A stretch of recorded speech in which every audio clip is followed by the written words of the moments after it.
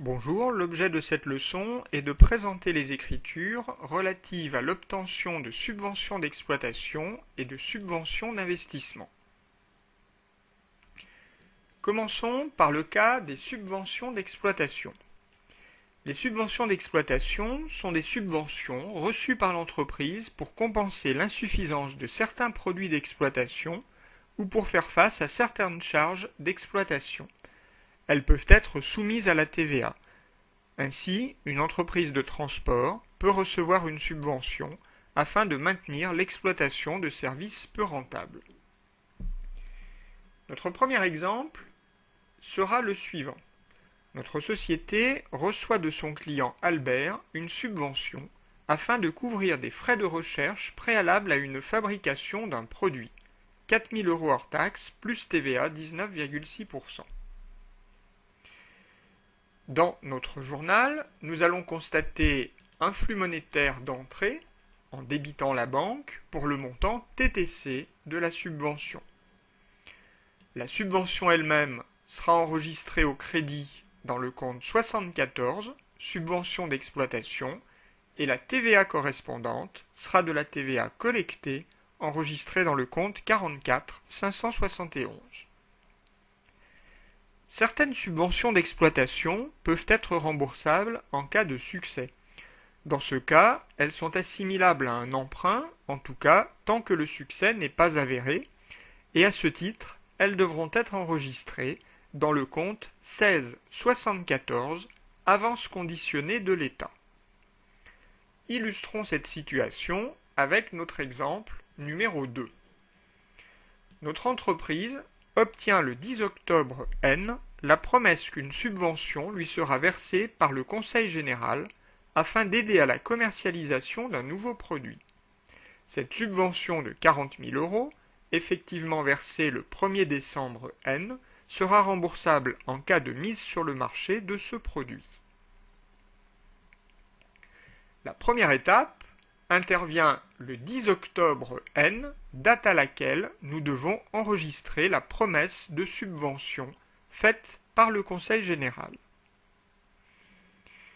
Dans cette écriture, nous allons d'une part, au crédit, constater le montant qui devra être remboursé à l'État à une échéance dont le terme n'est pas certain, puisqu'il dépend de la mise sur le marché du produit concerné. Cette dette à long terme sur l'État s'enregistre donc dans un compte de classe 1 et donc dans le compte 1674, avance conditionnée de l'État. Au débit, nous allons constater une créance sur l'État, ou ici sur le Conseil général, qui doit verser la subvention à l'entreprise dans les semaines qui suivront sa promesse de le faire. Il s'agit donc d'une créance à court terme, qui à ce titre s'enregistre dans un compte de classe 4, en l'occurrence 44-17, subvention d'exploitation. Quand le versement effectif de la subvention intervient, ce compte 44-17 n'a plus de raison d'être, puisque la créance disparaît, par conséquent nous le soldons. En contrepartie, nous constatons bien évidemment au débit le flux monétaire d'entrée en débitant le compte 512 banque.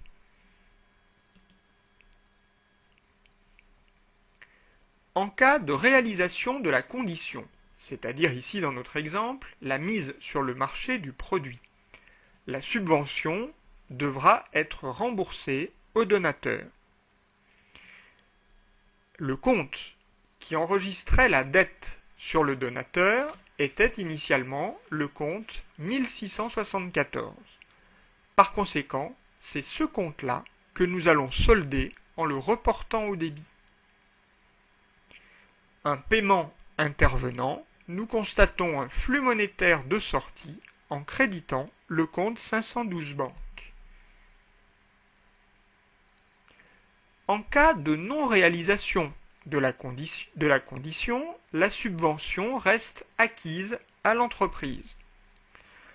Par conséquent, la dette sur l'État, ou ici sur le Conseil général, disparaît quand même, même si celui-ci n'est pas remboursé. Nous allons donc solder le compte 1674.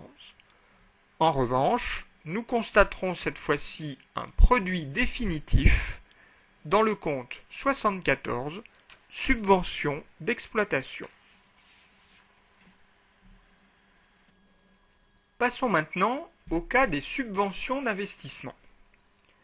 Les subventions d'investissement sont des subventions reçues par l'entreprise dans l'optique d'acquérir des immobilisations, on parle alors de subventions d'équipement, ou de financer des activités à long terme. Elles ne sont généralement pas soumises à la TVA. L'entreprise pourra échelonner sur plusieurs exercices l'enrichissement constaté provenant de ces subventions. Pour l'illustrer, partons de l'exemple suivant. Notre entreprise reçoit le 1er juillet N la promesse de recevoir une subvention d'investissement afin de financer l'acquisition d'un immeuble. Montant de la subvention, 25 000 euros. Celle-ci est versée à l'entreprise le 1er septembre N et sera répartie sur 10 exercices comptables. Comme dans le cas de la subvention d'exploitation, nous allons commencer par enregistrer la promesse de subvention qui intervient le 1er juillet.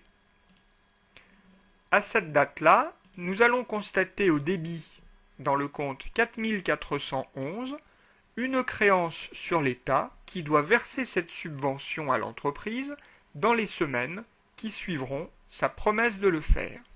Par conséquent, il s'agit d'une créance à court terme qui s'enregistre donc dans un compte de classe 4, ici 4411.